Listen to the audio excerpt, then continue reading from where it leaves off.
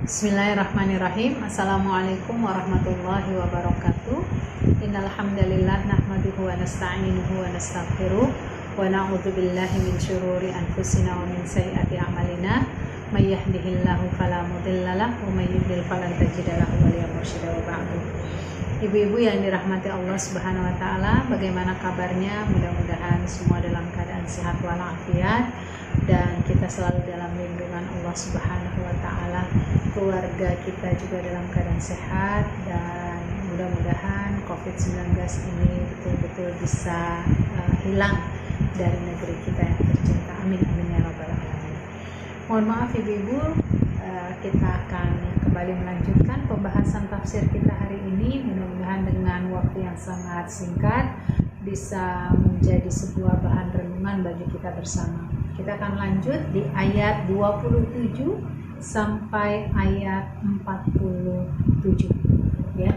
Di mana di ayat awal ini akan kita dapati kisah di mana Allah Subhanahu wa taala menggambarkan tentang Qabil dan Habil, di mana Habil dan Qabil ini merupakan keturunan pertama dari Nabi Adam alaihissalam, dan bagaimana tindak kriminal yang dilakukan oleh Qabil terhadap Habil dalam pembunuhan yang dilakukan kepada saudaranya. Dan ini juga merupakan pembuktian pembunuhan yang pertama kali terjadi di muka bumi. Masya Allah ya. Jadi ibu-ibu, dari ayat 27 hingga 32 membicarakan tentang fenomena tersebut. Jadi pelajaran yang terdapat dalam kisah dua anak Adam ini adalah dimulai dari perasaan hasad, dimulai dari perasaan hati yang tidak bersih. Makanya ibu-ibu berhati-hati bagaimana hati-hati kita perlu dijaga agar jangan sampai penyakit-penyakit hati ini mendominasi di dalam kehidupan kita, apalagi sudah sampai pada tingkat hasad. Hasad itu adalah kondisi di mana sudah tidak lagi memiliki rasa iri, ya, tetapi ingin agar orang yang kita tidak sukai itu hilang kenikmatannya dari diri orang tersebut. Inilah masuk dalam kategori hasad. Dan la haula wala quwata illa billah, ini pertama kali diceritakan kejadian ini pada saat Adam alaihissalam mendapati keturunan pertamanya, dan didapati dari keturunannya ini memiliki perangai dan pribadi yang tidak baik. Nah, ibu-ibu yang dirahmati Allah Subhanahu wa taala, perasaan hasad ini menyebabkan terjadinya tindak kriminal akhirnya, ya. Tindak kriminal apa? Tindak kriminal pembunuhan yang terjadi pertama kali dalam kehidupan umat manusia. Makanya kita dapati pelajarannya bahwa hasad itu menjadi pangkal dan basis yang melatar belakangi bentuk kerusakan dan perbuatan tercela di masyarakat. Jadi kalau hasad ini betul-betul sudah mendominasi di masyarakat, maka luar biasa banyak hal keburukan-keburukan akan merajalela karena di dalamnya sudah terdapat penyakit, ya. Kemudian ayat ini juga menggambarkan tentang jika kaum Yahudi memiliki keinginan jahat untuk membunuh Nabi Muhammad SAW, yang sebenarnya itu bukanlah hal yang baru bagi mereka. Ya, sebelumnya mereka telah melakukan pembunuhan terhadap banyak nabi. Nah, termasuk juga kisah Qabil dan Habil diriwayatkan di dalam beberapa hadis, kemudian dalam sejarah bahwa kejelekan itu bisa muncul disebabkan karena adanya bukan keteladanan ya, sesuatu yang akhirnya diikuti oleh pendahulunya, ya, diikuti oleh setelahnya. Nah, makanya kita dapati sebuah kenyataan bahwa kisah yang dihadapi oleh Qabil dan Habil itu keburukannya tidak hanya didapati oleh Qabil, tetapi apa saja yang dilakukan oleh generasi setelahnya, karena memang yang pertama kali adalah dilakukan oleh Qabil, maka dia akan menanggung dosa dari apa yang diikuti oleh generasi setelahnya. Masya Allah, luar biasa. Ini sesuatu yang menakutkan dan harus menjadi pembelajaran bagi kita bersama. Perlu berhati-hati dalam mendidik dan membina anak-anak kita. Jangan sampai kita adalah orang pertama yang mengajarkan keburukan itu kepada mereka. Kita mohon kepada Allah Subhanahu wa Ta'ala akan terhindar dari kondisi seperti itu. Ya. Nah, ibu-ibu, mayoritas ulama itu mengatakan bahwa dua putra Nabi Adam ini kedua-duanya adalah anak kandung. Ya, kita ketahui bahwa biasanya Nabi Adam menikahkan anak-anaknya itu dengan cara bersilang. Dilalahnya memang ketika Ibunda Hawa melahirkan, itu melahirkan dalam posisi anak yang berbeda jenis kelamin, gitu. Masya Allah, ini ketetapan dari Allah Subhanahu wa Ta'ala, ya. Jadi Qabil dan Habil itu adalah anak kandung dari Nabiullah Adam alaihissalam. Nah, dalam satu kisah itu diceritakan bahwa Qabil melakukan kurban, ya, melakukan kurban seikat bulir tanaman, karena memang dia adalah orang yang memiliki ladang. Maka ketika dia mencoba untuk mengeluarkan sodakohnya, kurbannya gitu ya, lewat panen yang dia miliki, tapi ternyata dia selalu mencari tanaman yang jelek, hasil-hasil yang jelek untuk dia kurbankan, ya. Nah, ini kebiasaan buruk atau perangai buruk yang dimiliki oleh Qabil. Nah, sementara kalau dia dapati ada hasil panennya itu yang baik, maka dia akan mengambilnya dan memakannya, justru mengganti apa yang akan dia kurbankan itu dengan sesuatu yang jelek. Nah, beda dengan Habil, dia adalah seorang yang memiliki ternak, pemilik ternak hewan, ya, dalam hal ini kambing, yang kemudian pada saat diminta untuk berkurban, Habil adalah orang yang mencoba memberikan yang paling terbaik. Diberikanlah kurbannya yang gemuk, kemudian yang besar, kemudian dalam pemeliharaan yang baik. Kenapa? Karena memang dia mencoba untuk memberikan yang terbaik. Nah, di dalam sebuah dalilnya, ya, sebuah gambaran bahwa pada saat Habil memberikan kurban untuk diberikan yang terbaik, itu untuk zabih, ya, ini juga ternyata hewan itu adalah hewan yang digunakan untuk menyembelih Ismail pada saat terjadinya penyembelihan dari Ibrahim kepada Ismail, dan digantilah hewan tersebut, ya. Masya Allah, jadi ada sesuatu yang berkelanjutan begitu, ya. Nah, ini satu gambaran, ya, kisah di antara keduanya, ya. Sebab yang melatar belakangi kisah keduanya ini akhirnya berseteru, ya, adalah karena perebutan dari pasangan yang dijodohkan oleh Nabi Adam.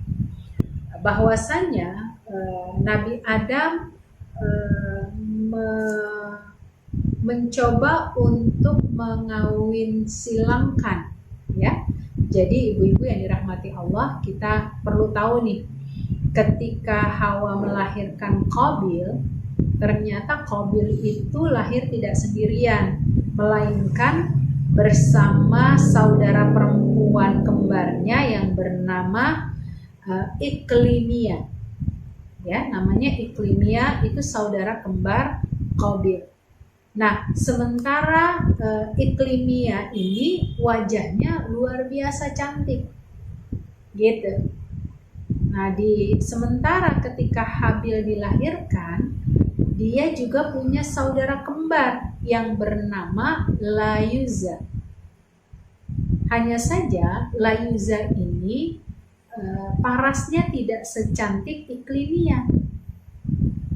Namun Nabi Adam mencoba untuk mengawin silangkan anak-anaknya ini dengan pasangan kembarannya, ya. Jadi Nabi Adam hendak mengawinkan Qabil dengan Layuza, sementara Habil dinikahkan dengan Iklimia.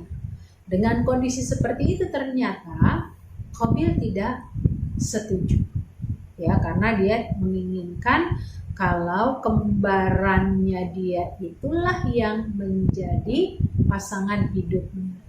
Ya, mereka Qabil merasa berhak untuk memiliki Iklimia karena dia adalah saudara kembarnya. Nah, Masya Allah ya, kita dapati di masa dulu dari generasi pertama, yaitu generasi Adam alaihissalam, kita dapati ada manusia yang sudah memiliki perangai tidak baik, yang itulah yang kita kenal dengan Habil. Nah, Adam menolak tentu saja keinginan Qabil. Kenapa? Karena hal itu tidak dibenarkan. Namun Qabil tetap bersikukuh, ya. Lalu mereka pun akhirnya diperintahkan untuk mempersembahkan kurban. Nah, hasil kurban yang diterima ternyata adalah kurbannya Habil, ya. Jadi ayat ini ibu-ibu menceritakan bagaimana ketika kita memberi yang terbaik, pasti Allah akan menerimanya dengan baik. Kita memberinya dengan hati yang ikhlas, kita memberinya dengan harta yang halal, gitu ya, pasti Allah akan menggantinya juga dengan sesuatu yang lebih baik. Dan ini terjadi pada Habil. Ketika Habil memberikan hewan ternaknya yang terbaik, maka dibandingkan Qabil yang memberikan hasil ladangnya itu yang sisa-sisa atau yang buruk, pada saat yang bersamaan ternyata kurbannya Habil lah yang diterima di sisi Allah Subhanahu wa Ta'ala. Melihat hal ini, Qabil lebih memunculkan sesuatu yang tidak lagi dia sukai. Jadi ini penyakit hasadnya kembali muncul, ya. Muncul penyakit-penyakit hatinya lagi, apalagi sudah terkalahkan dengan Habil, gitu ya. Maka sifat pasif dan pasrah Habil itu membuat dia mendapatkan tindakan buruk dari saudaranya Qabil. Ya, maka ibu-ibu yang dirahmati Allah, di sini digambarkan bahwa sikap pasif dan pasrah Habil terhadap ancaman saudaranya Qabil yang ingin membunuhnya dengan sengaja dilandasi oleh 3 prinsip. Apa saja? Yang pertama, takut kepada Allah dalam bentuk yang sebenar-benarnya takut. Yang kedua, takut memikul 2 dosa, yaitu dosa pembunuhan yang dilakukan dan dosa orang yang dibunuh. Kemudian yang ketiga, tidak ingin termasuk orang yang dimasukkan oleh Allah masuk ke dalam penghuni neraka. Ya, ini ada hal-hal yang dirasakan oleh Habil. Bagaimana dia tahu saudaranya ini ingin membuat sebuah perlakuan, yaitu dengan cara ingin membunuhnya, ya. Maka sikap Habil pada saat itu betul-betul pasrah kepada Allah Subhanahu wa Ta'ala, yang akhirnya sikap pasrah ini dimenangkan oleh Habil dengan bahwa Habil itu mendapatkan kemudahan dari Allah Subhanahu wa Ta'ala lewat kurban yang diberikan secara baik. Ibu-ibu yang dirahmati Allah Subhanahu wa Ta'ala, jadi uh, Imam Al-Qurtubi itu mengatakan pandangan atas cerita ini, ya. Ada kalimat min ashabin nar, itu adalah kondisi di mana kamu berada di dalamnya, ya, selamanya kamu akan berada di dalamnya. Ini menceritakan tentang seorang Qabil yang akan selalu berada di dalam nerakanya Allah Subhanahu wa taala. Dan langkah Qabil melakukan pembunuhan menjadikan dirinya itu termasuk orang-orang yang merugi baik di dunia maupun di akhirat. Termasuk akhirnya ayat ini memberikan penjelasan tentang keadaan orang yang hasad. Karena orang yang hasad, ya, itu bisa sampai mendorong dirinya melakukan tindakan yang sangat merugikan, bukan hanya untuk dirinya tetapi juga kepada orang lain. Nah, ini dampak yang sangat besar, merugikan bagi orang-orang yang memiliki penyakit hasad, ya. Meskipun setelah kejadian itu Qabil menjadi orang yang menyesal, tapi penyesalannya tidak lantas menjadikan dirinya termasuk orang yang bertaubat. Nah, ada orang yang nyesel, tapi penyesalannya itu hanya sekedar di lisannya saja, di pikirannya, di hatinya, tidak ada upaya untuk mohon ampunan kepada Allah Subhanahu wa taala. Ya, mau cuma nyesal aja gitu.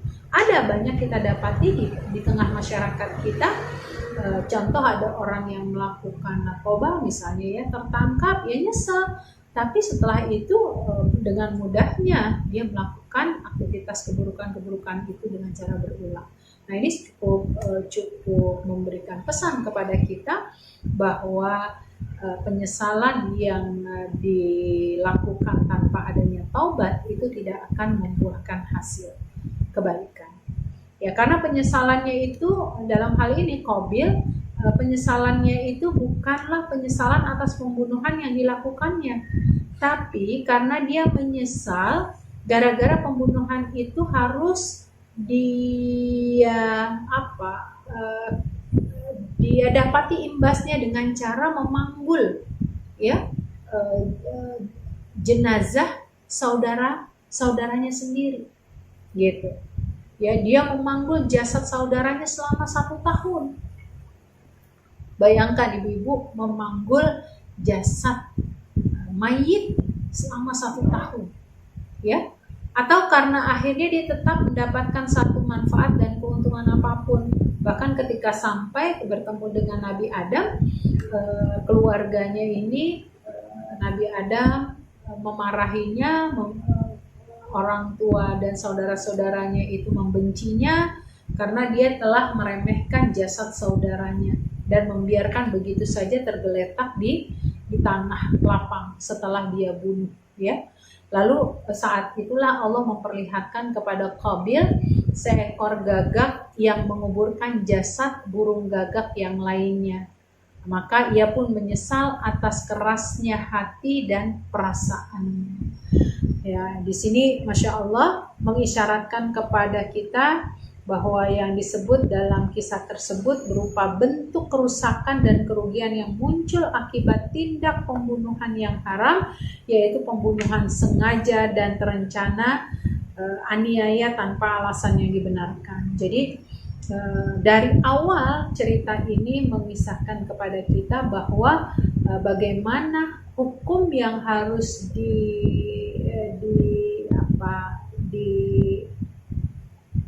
dilakukan jika memang ada pembunuhan berencana. Jadi la haula wala quwata illa billah, ya, Masya Allah. Kalau kita dapati di dalam ayat-ayat Al-Quran sudah memberikan penjelasan yang cukup terang untuk bisa kita jadikan sebagai bahan atau sebagai dalil, sebagai pegangan untuk menetapkan sebuah hukum, ya. Ibu-ibu yang dirahmati Allah, kita tahu bahwa pembunuhan itu adalah perbuatan haram dan ini sudah jelas-jelas diharamkan di dalam Islam, ya. Jadi ada 3 hal, ya, yang diharamkan dalam semua syariat. Pembunuhan adalah perbuatan haram dalam semua syariat kecuali karena 3 hal, yaitu kafir karena iman, ya setelah iman, kemudian zina setelah ihsan, ya setelah menikah maksudnya ihsan, ya. Kemudian yang ketiga adalah membunuh seseorang secara zalim dan aniaya tanpa alasan yang dibenarkan. Jadi ini adalah perbuatan yang sangat-sangat dicela oleh Allah Subhanahu wa taala. Maka ini mengingatkan kepada kita, ya. Membunuh seseorang adalah sama saja seperti membunuh semua manusia, dan memelihara hidup seseorang adalah sama seperti memelihara hidup semua manusia. Mudah-mudahan Allah jaga kita dari sikap hasad yang memunculkan penyakit-penyakit yang lainnya. Nah, ibu-ibu, kita lanjutkan kepada ayat seterusnya. Berbicara tentang hukuman, ya, terhadap orang-orang yang melakukan kriminalitas, gitu ya. Jadi ayat ini juga mengingatkan kepada kita bahwa orang-orang yang melakukan tindak kriminal, ya, mereka itu akan mendapatkan ganjaran-ganjaran bukan hanya di dunia, di akhirat pun mereka akan mendapatkannya. Ya, ada kelompok yang biasa disebut muharib. Muharib itu adalah bandit atau penyamun, ya. Jadi yang dimaksud bandit atau penyamun itu siapa? Ya, yang pertama ketika mereka memiliki kekuatan, pengaruh, kekuasaan, melakukan aksi-aksi gangguan penyerangan kepada pengguna jalan dengan menggunakan senjata tajam. Kalau kita menyebutnya itu perampok, kemudian begal, itu adalah yang disebut kelompok ini, ya, penyamun, ya, muharib. Yang kedua itu adalah aksi qat'ut thariq, pembegalan, penyamunan dilakukan di wilayah Darul Islam. Jadi kalau itu adalah sebuah wilayah mayoritas muslim, anggap seperti itu, ya. Kalau di sini disebutnya wilayah Darul Islam, maka kelompok ini sudah masuk dalam kategori kriteria bahwa dia penyamun. Kemudian yang ketiga, merampas harta benda secara terang-terangan. Oleh karena itu, jika mereka mengambil harta benda secara sembunyi-sembunyi dan diam-diam, maka mereka disebutnya pencuri, dan hukuman pencuri itu adalah potong tangan. Nah, jika ada orang yang melakukan tindak kekerasan, tindak penyerangan, ya, itu kan kalau kita gambarkan ibu-ibu sekarang ini ada orang yang hanya mengambil hartanya, gitu ya, merampok, anggaplah kita anggap nyopet, gitu ya, tidak dilukai orangnya tetapi hartanya saja yang diambil. Ada orang yang ketika hartanya tidak bisa terambil karena dijaga betul oleh si pemilik, maka akhirnya si pemilik harta ini teraniaya, gitu. Nah, inilah ayat yang mengisahkan tentang kondisi-kondisi tersebut, ya. Maka perlu diperhatikan oleh ibu-ibu.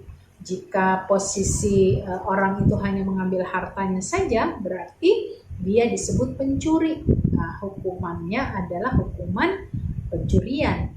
Tapi jika dia lakukan tindakan yang lebih besar dari itu, ini merupakan satu kondisi di mana hukumannya berbeda, ya. Makanya ayat-ayat ini nanti mengisahkan tentang adanya kisos, ya, apa yang diambil, apa yang dirampas, ya, maka itu harus dikembalikan sesuai dengan apa yang sudah diambil tersebut. Nah, maka ibu-ibu yang dirahmati Allah Subhanahu wa taala, ulama itu sepakat berbuat kerusakan di muka bumi, maksudnya di sini adalah menebarkan teror, menebarkan ketakutan, menebarkan kegelisahan, gitu ya. Itu posisinya adalah orang-orang yang disebut dengan muharib, ya. Adapun hukuman muharib, orang-orang yang melakukan pembegalan, penyamunan gitu ya, atau yang disebut dengan perampokan gitu ya, itu adalah bentuk hukuman dunia. Ada juga nanti hukuman akhirat buat mereka. Apa hukuman dunianya? Ada 4. Yang pertama hukuman mati. Tuh, bayangkan ya. Hukuman mati sebagai hukuman had tanpa disalib jika mereka hanya membunuh saja. Ya, jika mereka hanya membunuh saja. Ada mungkin di masyarakat kita, dia punya kedengkian kepada seseorang. Kemudian apa yang dia lakukan? Dia bunuh. Maka ini berlaku hukum qisas. Hukuman mati itu menjadi hal yang perlu dia bayar dari pembunuhan, apalagi pembunuhan berencana. Yang kedua, ya, hukuman dunia itu adalah hukuman mati disertai dengan penyaliban jika dia membunuh dan merampas harta benda. Ya, sudah dibunuh, disalib, coba bayangkan. Kemudian yang ketiga, potong tangan dan kaki secara silang, yaitu memotong tangan kanan dan kaki kiri jika mereka mengambil harta benda saja tanpa disertai pembunuhan. Ya, ini adalah runut atau tertib ketika seseorang melakukan tindak kejahatan ini. Dan yang keempat, dibuang dan diasingkan jika mereka hanya menebar teror dan ketakutan tanpa ada pembunuhan, tanpa ada pengambilan harta. Ini sampai disebutkan dalam surat-surat ini, dalam ayat-ayat ini, bagaimana hukuman-hukuman tersebut diberlakukan bagi para muharib tersebut. Orang yang melakukan tindak kekerasan, penyamunan, pembegalan, itu ada konsekuensinya dalam Islam. Maka ibu-ibu, kita hadapi sekarang ini banyak sekali masyarakat kita tidak merasa takut dengan apa yang mereka lakukan dari tindakan kriminal yang terjadi pada saat ini. Seolah-olah itu sesuatu yang biasa, padahal itu masuk dalam kategori dosa besar. Coba kita bisa bayangkan, ada hukuman akhirat yang akan mereka harus tempuh. Kalau di dunia saja sudah mendapatkan hukuman mati, coba bayangkan ketika mereka mendapatkan hukuman di akhirat. Ya, apa yang pertama sudah disebutkan oleh Allah Subhanahu wa taala bahwa hukuman yang disebut buat mereka di dunia itu adalah bahwa mereka akan mendapatkan azab yang sangat besar, ya. Walahum fil akhirati adzabun azim. Ya, mereka akan mendapatkan azab yang besar di sisi Allah Subhanahu wa taala disebabkan oleh kejahatan yang mereka lakukan yang menggoncangkan pilar dan sendi-sendi masyarakat serta mengakibatkan terhambat dan terganggunya aktivitas perniagaan. Kemudian gak cuma itu, Allah mengecualikan mereka yang bertobat dari perbuatan tersebut. Jadi beda lagi jika mereka adalah orang-orang yang bertobat. Ya, barang siapa di antara mereka bertobat sebelum dia jatuh ke dalam genggaman aparat kekuasaan atau hakim, belum menangkap dirinya, hukuman tersebut gugur. Ya, tapi jika memang pertobatannya itu sungguh-sungguh dan benar-benar, ya, dinyatakan sebagai sebagai penyesalannya kepada Allah Subhanahu wa taala dan juga betul-betul dia menyesal. Tapi barang siapa yang baru bertobat setelah tertangkap, zahir ayat menunjukkan bahwa pertobatan itu tidak ada gunanya. Jadi ibarat kata gini, ini orang melakukan begal, tapi udah ketangkap dulu sama polisi, sudah dihakimi dulu, baru ada unsur penyesalan, itu tidak diberlakukan. Ya, tetap hukum harus ditegakkan. Tapi kalau dia sebelum tertangkap kemudian melakukan pertobatan di sisi Allah Subhanahu wa taala, anggaplah kalau kita sebutkan dia menyerahkan diri. Nah, begitu ya. maka ini ada beberapa tindakan yang bisa dilakukan, misalnya tidak memberlakukan kelanjutan hukuman kepadanya apabila memang wali-wali ya dari korban itu tidak menuntutnya lebih berat lagi seperti itu ya. Kemudian ibu-ibu yang dirahmati Allah Subhanahu wa taala, di ayat selanjutnya kita akan dapati bagaimana takwa dan jihad itu adalah asas keberuntungan di akhirat. Ya, dunia seluruhnya tidak akan bisa menjadi tebusan bagi orang-orang kafir. Ini pengingatan kepada kita bersama bahwa segala sesuatu yang kita lakukan ya ayat ini sebetulnya mengisyaratkan bahwa manusia itu ada dua kategori atau dua kelompok. Yang pertama adalah kategori orang mukmin yang taat. Mereka adalah orang-orang yang beruntung dan selamat di dunia dan akhirat. Sementara ada kelompok yang kedua, yaitu kategori orang-orang kafir yang mengingkari keesaan Allah Subhanahu wa taala. Mereka mendustai Allah, mereka adalah orang-orang yang merugi dan mereka akan bukan hanya rugi di dunia tapi juga rugi di akhirat.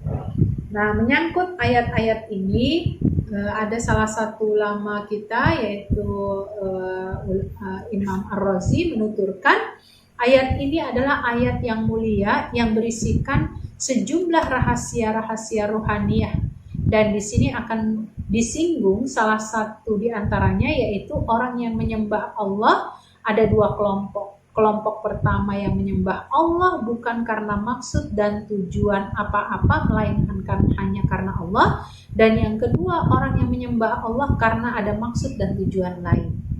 Ya. Jadi ini sebetulnya jadi pengingatan kepada kita. Karena apa? Makom orang yang kelompok pertama yaitu dia beribadahnya hanya karena Allah semata-mata, maka mereka akan mendapatkan kebaikan di sisi Allah di jalan penghambaannya serta jalan keikhlasannya, ketulusannya itu pasti akan dimuliakan oleh Allah Subhanahu wa taala.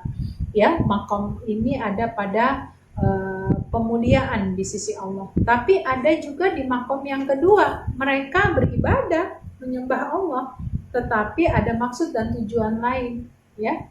Maka tentu saja orang-orang seperti ini tidak akan mendapatkan tidak akan disenangi serta keberhasilan menggapai segala sesuatu yang disenangi itu hanya sebatas urusan dunianya saja. Maka berhati-hatilah kita para manusia secara umum, kita sebagai orang beriman, agar kita menjaga hal-hal yang bisa kita jaga untuk mendapatkan keridhaan dari Allah Subhanahu wa taala. Karena pada hakikatnya ibu-ibu, pada saat kita melakukan sebuah pekerjaan yang tidak kita niatkan kepada Allah, kita akan rugi. Bukan hanya urusan rugi di dunia, kita juga akan dapatkan kerugian di akhirat. Padahal pada saat kita melakukan kebaikan dengan kebaikan dan melakukan sebuah amal-amal disebabkan keikhlasan kita kepada Allah, ya keikhlasan itu satu waktu pasti akan memberikan kemudahan bagi kita untuk melewati sebuah ujian-ujian yang Allah berikan. Inilah yang dikenal dengan tawasul. Mungkin ibu-ibu pernah masih mengingat kisah kejadian 3 orang yang masuk ke dalam lubang gua, ya, masuk ke dalam gua yang masing-masing memiliki amalan-amalan unggulan. Nah, mereka berharap dari amalan-amalan unggulan di mana amalan itu mereka betul-betul hanya menyerahkan dan ikhlas kepada Allah, ternyata amalan-amalan itulah yang membantu mereka bisa keluar dari pintu gua yang tertutup tadi. Nah, makanya di sini kita perlu melihat kembali bahwa siapa saja yang beramal karena semata-mata karena Allah Subhanahu wa taala, maka baginya akan dimuliakan di sisi Allah Subhanahu wa taala. Dan pada hakikatnya kita diperkenankan untuk bertawasul dengan amal-amal soleh yang sudah pernah kita lakukan, dan boleh kita bertawasul kepada orang soleh yang masih hidup, kita mintakan doa darinya. Boleh juga kita bertawasul kepada siapa? Rasulullah SAW, walaupun di sini ada perbedaan pendapat ulama terkait dengan baginda Rasulullah SAW. Ada yang mengatakan tidak diperkenankan, ada yang memperkenankan. Tapi yang perlu kita berhati-hati, larangan bertawasul kepada orang yang sudah meninggal. Larangan bertawasul kepada orang-orang atau mereka-mereka yang jelas-jelas tidak memberikan keteladanan, ya, sebagaimana yang diteladani oleh Rasulullah SAW. Maka dari ayat-ayat ini kita berusaha untuk menjaga keikhlasan dalam beramal, yang mudah-mudahan dengan keikhlasan ini akan membawa kebaikan untuk dunia dan akhirat kita. Kemudian ibu-ibu masih berlanjut, ayat seterusnya itu berbicara tentang bagaimana hukuman had tindak kriminal pencurian. Ya, coba ibu-ibu lihat di dalam ayat 38 sampai 40. Adapun orang laki-laki maupun perempuan yang mencuri, potonglah tangan keduanya, ya, sebagai balasan dari perbuatan yang mereka kerjakan, dan seterusnya. Ya, jadi betul-betul ini menggambarkan sebuah kisah di mana sebab turunnya ayat ini ada satu kondisi di mana seorang laki-laki yang bernama Tu'mah, ya, bin Ubairik, yang mencuri sebuah perisai milik tetangganya yang bernama Qatadah. Ya, Tu'mah ini mencuri perisai, tapi kemudian dia menyembunyikannya, dimasukkan di dalam kantung tepung. Ya, karena dia masukkan di dalam kantung tepung, dia tidak menyadari kalau perisainya yang tajam itu ternyata melubangi, ya, menyebabkan kantung itu sedikit robek. Walhasil karena robek, maka tepung-tepung itu tentu saja keluar, ya. Sementara Tu'mah ini membawa kantung tepung itu, ya, yang dia akan titipkan perisai itu kepada orang Yahudi bernama Zaid bin Samin. Jadi dia bawa tuh kantung-kantungnya, dan dia nggak perasan kalau tepung-tepungnya itu berceceran di jalan, ya. Nah, selama dalam perjalanan itulah dia tidak merasakan atau mengetahui kalau tepung-tepungnya itu menjadi petunjuk. Nah, begitu kira-kira. Nah, namun Qatadah pada saat itu menyadari bahwa telah terjadi pencurian. Ditanyalah, ya, di rumah Tu'mah. Namun Tu'mah ini sampai dia bersumpah, dia katakan bahwa dia nggak mencuri, dia nggak ngambil, padahal dia ngambil, gitu ya. Pada saat itu pun karena dia telah bersumpah, ya, kemudian dicari terus, gitu ya, sampai akhirnya Zaid bin Samin pun tahu. Didapatilah karena sebab tepung tersebut, ya, akhirnya diketahui ada di rumah Zaid bin Samin. Namun Zaid bin Samin karena hanya sekedar dititipkan, dia tidak tahu kalau di dalamnya itu ada perisai, ya. Maka dia sampaikan bahwa Tu'mah lah yang telah menitipkan benda tersebut kepada dirinya. Nah, waktu itulah Rasulullah, padahal waktu itu Rasulullah ingin membela Tu'mah, ya, karena memang Tu'mah sudah bersumpah, Tu'mah sudah mengatakan bahwa bukan dia yang mencurinya. Nah, itulah turun ayat surat An-Nisa ayat 107, dan janganlah kamu berdebat untuk membela orang-orang yang mengkhianati dirinya. Jadi kita lihat ada di masyarakat kita, bahkan sampai hari ini, bukan hanya di masa Rasulullah, orang-orang yang dengan mudahnya mereka bersumpah tidak melakukan kebaikan, tidak melakukan keburukan, tidak mengambil sesuatu, padahal jelas-jelas dia melakukannya. Jadi sumpah itu menjadi sebuah permainan, ya.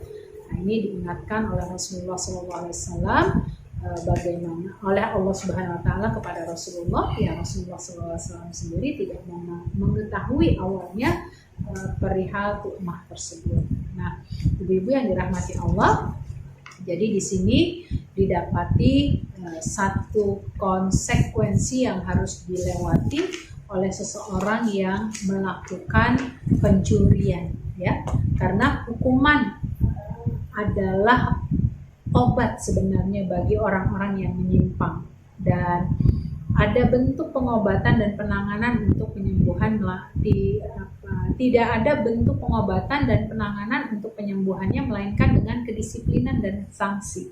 Makanya wajar kalau kita dapati di Masjidil Haram ada peminta-minta yang memang tangannya nggak ada atau kakinya nggak ada, karena itu mereka mendapatkan sanksi. Tentu saja sanksi-sanksi atas pemotongan tangan itu tidak serta-merta cuma dengan nilai yang kecil langsung potong tangan, tidak, ada nilai tertentu di mana seseorang itu bisa diberlakukan hukum potong tangan baginya ketika dia mencuri, ya. Sekali lagi ibu-ibu, bahwa kondisi seperti ini kita dapati di berbagai negara, wabil khusus tentu saja mereka yang menerapkan hukum Islam. Kemudian kriteria-kriteria yang harus diperhitungkan menyangkut pelaku pencurian itu ada 5. Ya, jadi perlu diperhatikan dulu bagaimana hak ini diberlakukan atau hukuman itu diberlakukan. Ternyata harus diberlakukan ketika didapati pencuri itu berusia baligh, ya, baligh, dan juga dia berakal. Apa yang dikerjakannya itu atas kemauannya sendiri. Kemudian yang diambil itu statusnya tidak sebagai pemilik, gitu. Kalau pemilik kan berarti ya dia ngambil punya dia sendiri, ya, dan tidak memiliki wilayah atau otoritas atas korban. Maksudnya adalah begini, kalau yang ngambil harta anak ternyata yang ngambil itu adalah orang tuanya, maka kondisinya tidak mengapa, karena harta anak itu adalah harta orang tua.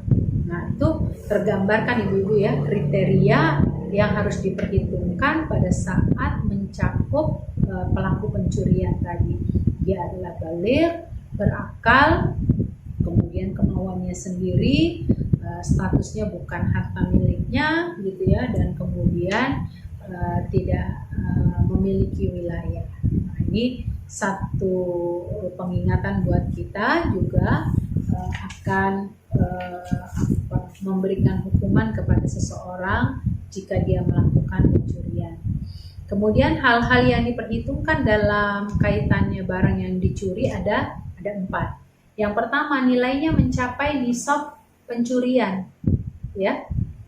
Jadi nisab pencurian itu berbeda-beda, para ulama menyebutkannya.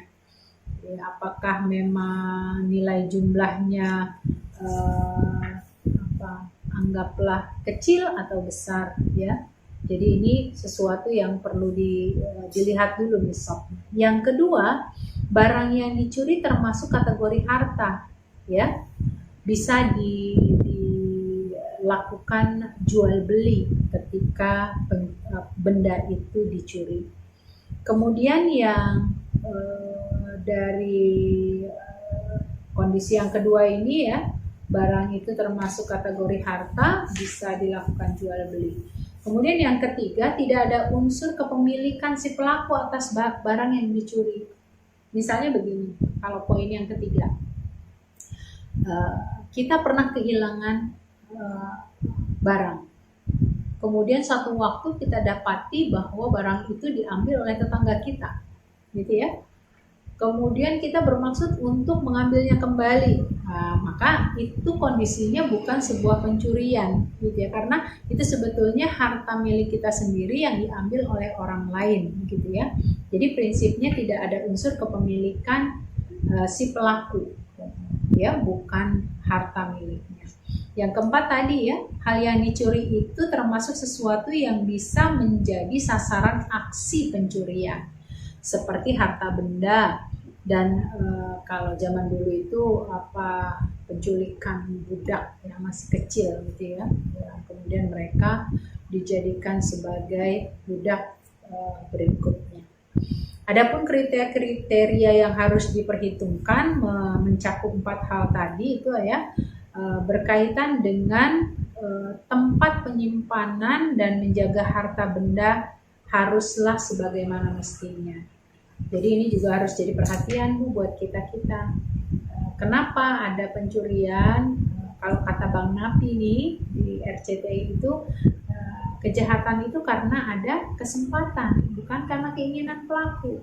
Misal kita sembrono gitu ya, kita meletakkan barang-barang berharga kita itu bukan di tempat yang memang sulit dijangkau. Nah, kalau sudah dalam kondisi seperti itu, tetap kita juga harus menjaga harta benda kita. Makanya di sini diperhitungkan tempat-tempat yang apakah dia termasuk dikatakan seorang pencuri atau tidak, begitu ya. Lalu jelas-jelas harta benda kita masukkan di lemari, kemudian dibongkar oleh orang yang tidak kita kenal dan lain sebagainya, yang jelas itu disebut sebagai pencurian ya. Menurut mayoritas ulama ya, hukuman potong tangan tidak bisa dijatuhkan atas kedua orang tua yang mencuri harta anaknya, karena itu yang disebut wilayah ya, bahwa harta anak itu adalah anta wa maluka li abika, kamu dan hartamu adalah untuk bapakmu, maksudnya untuk orang tua. Makanya menurut mayoritas ulama, hukuman potong tangan dijatuhkan atas anak yang mencuri dari harta orang tuanya, tapi tidak sebaliknya. Jadi kalau ada anak yang mencuri harta orang tuanya dengan batasan-batasan tertentu, maka diberlakukan hukum potong tangan, tapi tidak berlaku ketika orang tua mengambil harta milik anaknya ya. Jadi ini pengingat buat kita semua. Kemudian ibu-ibu, selanjutnya adalah bagaimana sikap orang munafik dan kaum Yahudi yang begitu semangat dengan kekafiran mereka dan sampai-sampai mereka itu melakukan penolakan-penolakan gitu ya. Dan ini diulang lagi. Sebenarnya ini adalah kisah-kisah di ayat sebelumnya, dan posisinya di ayat-ayat ini digambarkan terkait dengan sifat dan tabiat orang Yahudi ya, bagaimana mereka mencoba untuk mendapatkan keringanan-keringanan dari hukuman-hukuman yang sebenarnya sudah tertuang di dalam Taurat, di dalam kitab suci mereka. Salah satu contohnya adalah dari ayat 41 ya, Imam Ahmad dan Abu Dawud meriwayatkan dari Ibnu Abbas berkata, Allah Subhanahu wa taala menurunkan ayat ini menyangkut dua kelompok Yahudi yang pada masa jahiliyah salah satu kelompok tersebut berhasil menundukkan dan mengalahkan kelompok yang satunya lagi, hingga mereka pun membuat sebuah perjanjian kesepakatan bahwa jika ada kasus pembunuhan yang mana pelakunya adalah anggota dari kelompok yang menang, sedangkan korbannya adalah anggota dari kelompok yang kalah, diatnya adalah 50 wasak ya, atau 2.751 gram. Jika yang terjadi adalah sebaliknya, yaitu jika pelakunya adalah anggota dari kelompok yang kalah, sedang korbannya adalah dari kelompok yang menang, diatnya adalah 100 wasak.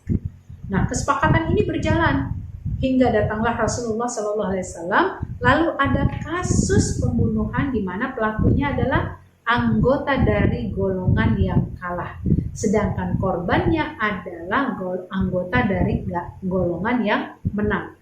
Lalu golongan yang menang pun menuntut supaya golongan yang kalah membayar diat sebanyak 100 wasak sesuai dengan kesepakatan yang ada.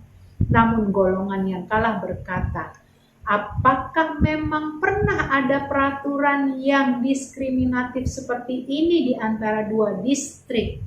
Ya, jadi seolah-olah mereka mencari celah untuk melupakan apa yang sudah disepakati.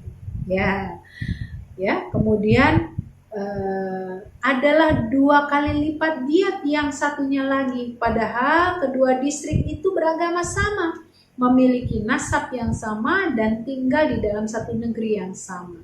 Sesungguhnya kami sebelumnya bersedia membayar diet kepada kalian sebanyak itu 100 wasak, disebabkan kami waktu itu adalah pihak yang subordinan sehingga kami takut kepada kalian.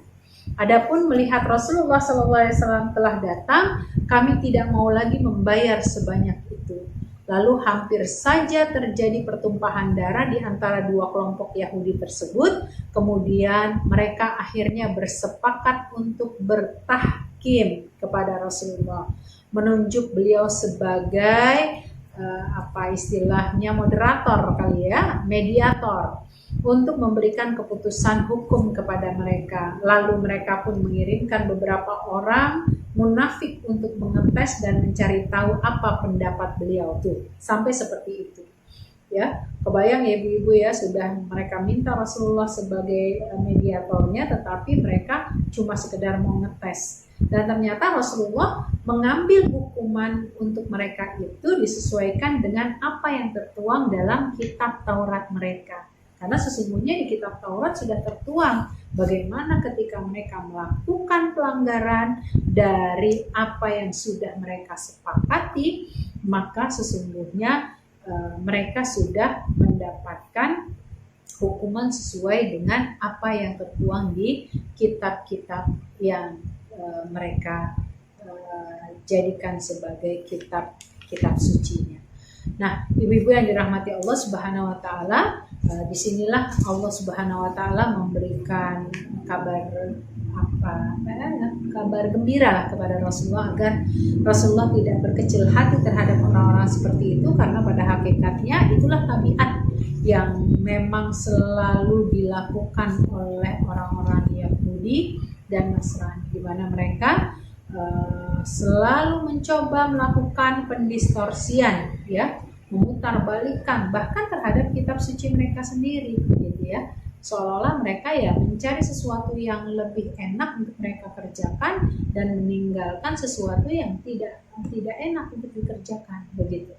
Ini mereka mencoba menyangkal hukuman-hukuman yang harusnya mereka bisa jalani sesuai dengan kitab suci yang tertuang di dalam kitab suci mereka. Makanya sama'una lil kadibi akaluna lis-suhud, menunjukkan kelakuan Yahudi itu gemar mendengarkan kebohongan-kebohongan serta memakan harta yang haram. Karenanya akhirnya mereka itu melakukan hal-hal yang di luar batas sesuatu yang telah ditetapkan dalam kitab suci mereka, ya. Padahal mereka itu akan mendapatkan azab yang sangat besar nanti di akhirat disebabkan mereka melakukan penyimpangan. Wallahu a'lam bishawab, ya. Dan ini juga merupakan pengingat kepada para hakim jika mereka diminta untuk menjadi mediator, ya, dalam satu perkara, maka hakim ini harus betul-betul membawa kepada keputusan yang adil. Apalagi kalau sampai para hakim menerima suap, ya. Kenapa? Karena suap atau sogokan itu adalah haram dalam segala hal. Suap bisa terjadi dalam vonis dan putusan hukum dalam perkara apapun. Suap ini haram bagi kedua belah pihak, yaitu pihak yang menyuap dan juga pihak yang disuap, ya. Kemudian pihak yang menyuap itu, sekalipun istilahnya pihak yang menyuap itu benar, ya, maka tetap dia mendapatkan dosa di sisi Allah Subhanahu wa taala. Maka ibu-ibu coba perhatikan, ketika hakim menerima suap lalu dia memenangkan pihak yang menyuap, jikapun putusannya yang dimenangkan pihak penyuap itu memang benar, dia tetap dianggap sebagai hakim yang fasik. Ya, begitu juga kalau dia memberikan keputusan keinginan dari penyuap itu salah atau adalah pihak yang bersalah, berarti dia juga dianggap hakim yang fasik. Intinya, mau benarkah, mau salahkah, tetapi dia sudah menerima uang suap itu, maka dianggaplah hakim ini sebagai hakim yang fasik. Ya, dimanapun kita dapati banyak dalil bahwa Allah akan mengancam bagi hakim-hakim yang tidak memberikan hukuman yang adil terhadap orang-orang yang bersalah. Ya. Jadi posisinya ini mengingat buat kita. Kemudian bagaimana juga ayat-ayat ini, ya, masih lanjutannya bahwa orang-orang Yahudi dan orang-orang Nasrani itu mencoba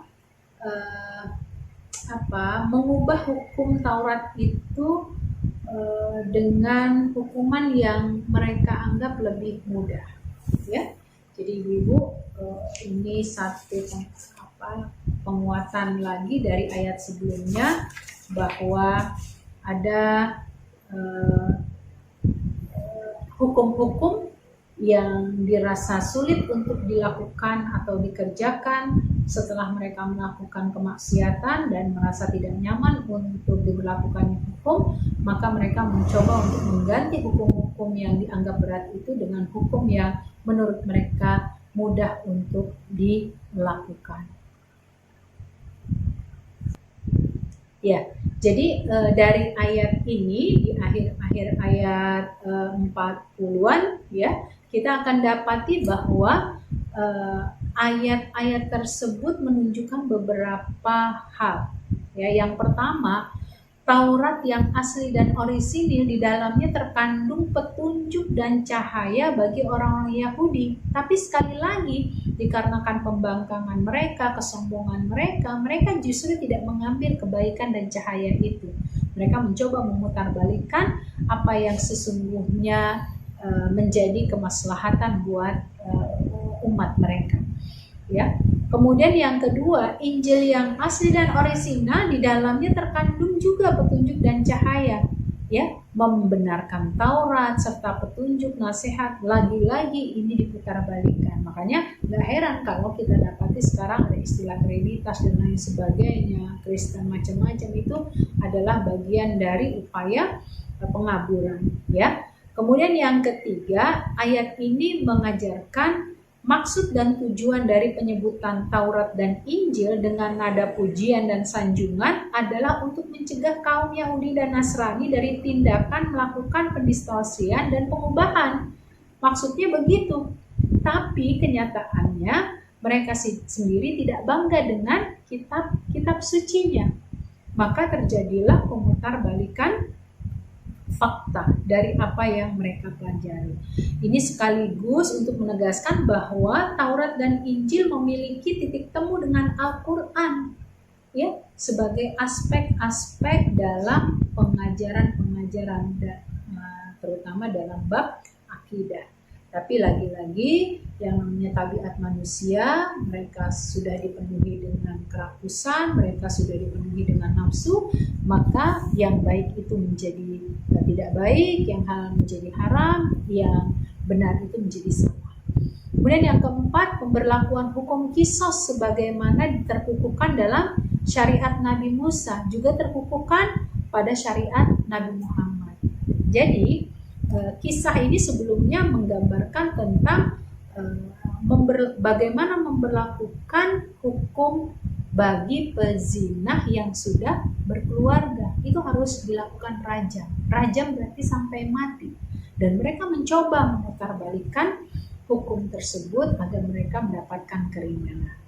Kemudian ayat-ayat ini menggambarkan bahwa mayoritas ulama selain Syafi'iyah ketika berhadapan dengan ayat inna anzalna at-taurata fiha hudaw wa nur, inna anzalna at-taurata fiha hudaw wa nur, sebagai landasan bahwa syariat umat sebelum kita juga berlaku mengikat bagi kita.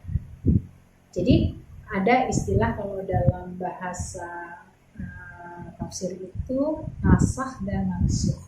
Mana yang memang sudah dimasukkan, sudah dileburkan, sudah dihapuskan, mana yang memang itu bisa mengikut, ya. Jadi ibu-ibu perlu dipahami, Al-Quran itu adalah kitab suci penyempurna, yang artinya pada kitab suci sebelumnya sudah ada terkait dengan hukum dan dalil-dalil yang memang menguatkan agama-agama terdahulu, ya, umat-umat terdahulu. Kemudian ayat ini juga mengandung dorongan dan motivasi untuk memberikan ampunan dan maaf serta sikap toleransi terhadap orang-orang yang melakukan kesalahan kepada kita. Jadi jangan dibiarkan kehidupan kita dipenuhi dengan kemarahan, ya, bagi kita saat mendapati kesalahan orang lain, apalagi pada tingkat yang sangat berat gitu ya, sampai misalnya dia membunuh keluarga kita atau melakukan tindak kekejaman pada keluarga kita, maka pada saat yang bersamaan kita bisa memaafkannya, itu adalah satu akhlak mulia di sisi Allah Subhanahu wa taala. Ya, barang siapa yang mengingkari apa yang diturunkan oleh Allah, ternyata orang ini telah dianggap kafir. Barang siapa yang mengakui apa yang diturunkan oleh Allah namun dia tidak menerapkannya, maka dia dianggap zalim dan fasik. Na'udzubillah min dzalik. Semoga kita termasuk orang-orang yang diberikan kemudahan oleh Allah untuk menjalankan apa saja yang diperintahkan oleh Allah, kita termasuk mentaatinya, dan apa saja yang dilarang oleh Allah, kita termasuk orang yang menjauhinya. Wabillahi taufiq wal hidayah, walafu minkum, wassalamualaikum warahmatullahi wabarakatuh.